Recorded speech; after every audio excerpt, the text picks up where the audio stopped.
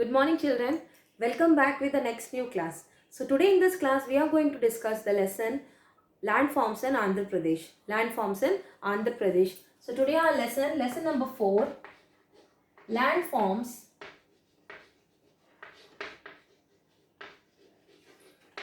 Andhra Pradesh.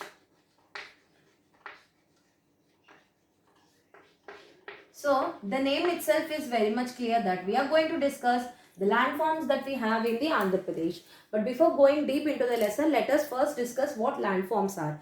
So landforms are the physical features we see. Okay, landforms are the physical features that we see around us. Okay, so firstly, landforms are mountains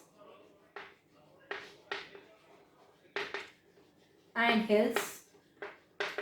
Mountains and hills. Next comes to plains.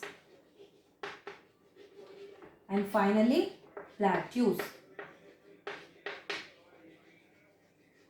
Mountains or hills, plains and plateaus. So firstly, talking about mountains. We all know what mountains are. We have all seen the mountains, how it looks. Okay. Usually mountains are the physical features where we have seen the top portion are the narrow ones, and when it goes down it gets broaden. Okay, at the bottom it is narrow, and down when it slopes down, we'll see that it has broadened up. Okay, so usually mountains are the physical features where we see different kind of climatic conditions there. Different kind of climatic conditions. Now here climatic conditions, here people who are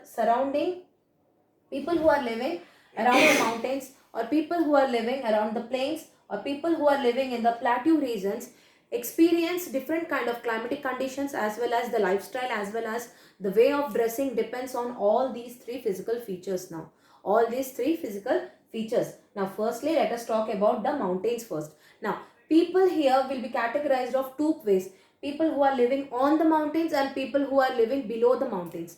People who are living above them on the mountains, and people who are living below the mountains. Okay, so people who are living on the mountains, for example, the cities like Shimla, the cities like Himachal, okay, Jammu and Kashmir, you have all seen in the movies and all, or in the magazines or the TVs, you might have seen that on the hills or on the mountains the houses are built.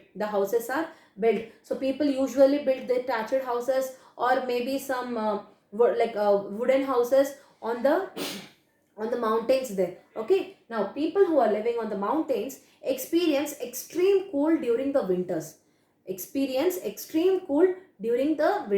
Now why it is? Because it is said that the higher you go, the cooler it gets. The higher you go, the cooler it gets. Now here, for example, we have all seen mountains, no? So some mountains are so high, so big, like they are even, like we feel that they are like touching the sky. And even there are some mountains which are even above the clouds also. For example, Mount Everest, the highest Mount Everest peaks, so it even crosses the clouds also. So the climatic conditions over there are extremely cool. Okay, so it is said that the higher you go, the cooler it gets. So the higher is known as, the word higher here we will say like elevation. Elevation, Elevation, elevation, Elevation. Elevation, the word high is known as elevation. So it is said that the higher you go, the cooler it gets. Now I think everyone, most of you have been to the city of Tirupati. Okay, most of us have been to Tirupati, na, the holy. Every one of us mostly have worshipped the Lord Venkateshwara there, isn't it? So whenever if you have ever been to Tirupati, you have experienced one thing: the city which is below the mountain have warm or a different climatic conditions what we have today. Okay, but when we start our journey to climbing the mountain, we'll see that the climate gets cool there. So that is the reason why we say the higher you go, the cooler it gets. So the climate changes slowly, the climate gets changes. So every time the climate over the mount, that means over the mountain, like on the mountains, or whenever if you go to Tirupati, every time the climate over on the mountains are very much cool there. Okay, now people who are living on the mountains, whose houses are on the mountains, experience extreme cold during the winter time, extreme rains during the this monsoons, and the climatic conditions in the summer will not change that much because the places where they live are higher, no? So the climatic conditions over the high areas are less. The warm climate is not that much affected. Now people who are living below the mountain ranges, or people whose houses or cities or towns or villages are surrounding the mountains, okay, that climatic condition is again different. Again in the winter their climatic conditions will be different. Now people who are living on the mountains will be different, that is extremely cold. But people who are living below the mountains, and whose houses have been surrounded by the mountains, or any kind of water, or any kind of these physical features, their climatic conditions will be different. Now people who are living on the mountains experience the problems like water problem, okay, facilities of the water is less, okay, opportunity of doing agriculture is very much less there, okay. So if there is no proper water on the mountains, we cannot find water, okay. Usually what happens, you might have learned the process of water cycle. So when it rains, the water also falls on the mountains also, the water also, the rain, it also rains on the mountains also, isn't it? So when it rains, what happens, all the water glides down or slides down towards the on the road, or on the rivers, or whatever water body it has, or whatever the soil it has, it starts observing, isn't it? Now so there is no possibility of storing the water over there, okay. So storage of water is less there. So that is the reason why facility of water, or facility of getting the drinking water facility is very much less there.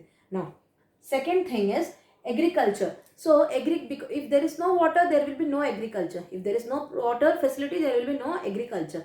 But the people who are living there, okay, cultivate such crops like podu cultivation and all, okay. Podu cultivation, where in the lesson of early life to settled life, you have I have explained you that early people, they have cleared a patch of land in the forest, where after clearing the land, they used to cultivate new sapling or seeds over there and started growing the crops there, okay. This kind of cultivation can be seen on the mountains or on the hills. Now again, if you have ever been to Arku valleys, you might have seen the cultivation was done step by step, okay. That means a mountain or a hill was broken into steps, okay. If you see from the far, you will see it is like a step by step cultivations are there. So that kind of cultivation is known as steppe culture, okay. Steppe culture, okay. You will be learning in detail about the steppe culture in other classes, okay. So this is about the mountains and the hills. So the first landform, the first important landform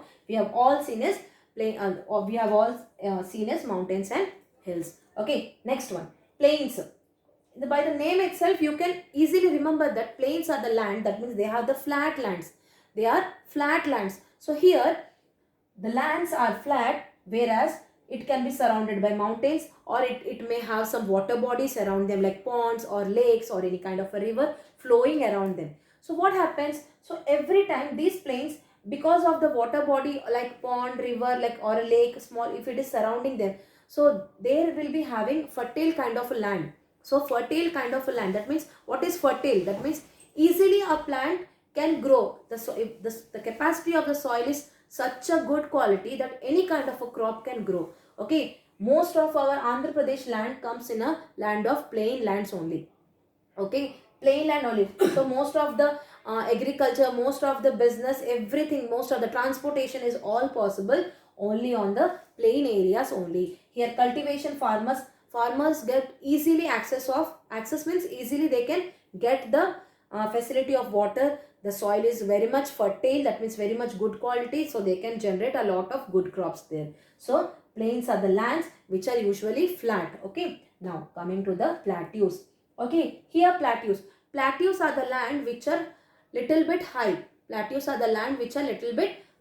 Now it can be similar to the mountains, but exactly not like mountains. Like I told, mountains have a narrow on the top, but the plateaus doesn't have like that. Plateaus have a plain area but have a slope when it comes down, okay. Plateaus are of plain land, that means flat land, but when it comes down, it's either it is either it is like this, or sometimes there are some plateaus which are like this. That means very much down. Okay, very much. This is called as steep. Okay, steep, steep, steep. That means very down. Okay, it is very down. See comparatively how slanting line is this and how line is this. So see the difference, children. Okay, steep down, there are some plains which are steep down like this, and some are plain, some are normal down like this. Okay, so but on the top they are flat lands. But on the top they are flat lands. Okay, like the plains, they also have a flat lands. But cultivation on the plateaus is not that easy, because the land over there is not much fertile here. Okay, but usually we'll see some crops like this black soil and all, like cotton crops and all, can be seen in the plateau ranges. Okay, now in India we see that the Deccan Plateau, we have all learned, no, in your previous classes about Deccan Plateau. The Deccan Plateau in the southern, okay, in the south of India, we can see the Deccan Plateau. Okay, we can see the Deccan Plateau. One side is the Eastern Ghats and the other side is the Western Ghats. So what happens? This is the plateau regions. So this is the plateau region. That means what? The land is high. Okay, the land is high. Okay, so if the land is high, what happens? This side is down and this side is also down. This side is down and this side is also down. So whatever deposits, what is deposit here? Deposits means all the minerals. Okay, good quality of minerals like limestone. Okay, gold, diamonds, iron ore, manganese. Okay, many other, no, if we list out, there will be many more. Okay, so all these different kind of good minerals are all mostly found near the plateau areas, because all this Western Ghats and Eastern Ghats side, all the water bodies or whatever has, it all deposit near the place of plateaus. So usually we can find many good minerals below the plateau areas. Okay, so the famous plateau, or the biggest plateau, the highest plateau we have in our India is the Deccan Plateau. So in the South India, the 3/4 of the Rayalaseema, that means most of the parts of Rayalaseema, comes under Deccan Plateau. Okay, so children, so today our lesson was landforms in Andhra Pradesh. Okay, so firstly the landforms we have discussed that mountains or hills, plains and plateaus. Mountains and hills, I have explained about the climatic conditions as well as the problems that they are having. Next, I have explained about the plains. Okay, plains are the flat lands where the agriculture is very much easy. The lands are flat, whereas the soil is very much fertile there. Now, we have also spoken about the plateaus. Plateaus are the lands which have flat on the top, and when it comes to the bottom, it gets split like this. Some are steep like this, that means extremely down like this, and some are slanting like this. Okay, and we have discussed about the Deccan Plateau, the highest plateau in the India, that means it is in the South India, that is Deccan Plateau, whereas most of the minerals are found on the either sides of the Deccan Plateau. So in the further class we are going to discuss the other, like what are the landforms we have in Andhra Pradesh, so how it is helping us. Okay, we are also going to learn some different cultivation and food crops, some cash crops and many more in the upcoming class. Till then, we'll meet up in the next class. For any more doubts and queries, please ask us immediately. Okay, we'll be meeting again in the next class. Till then, bye children. Thank you.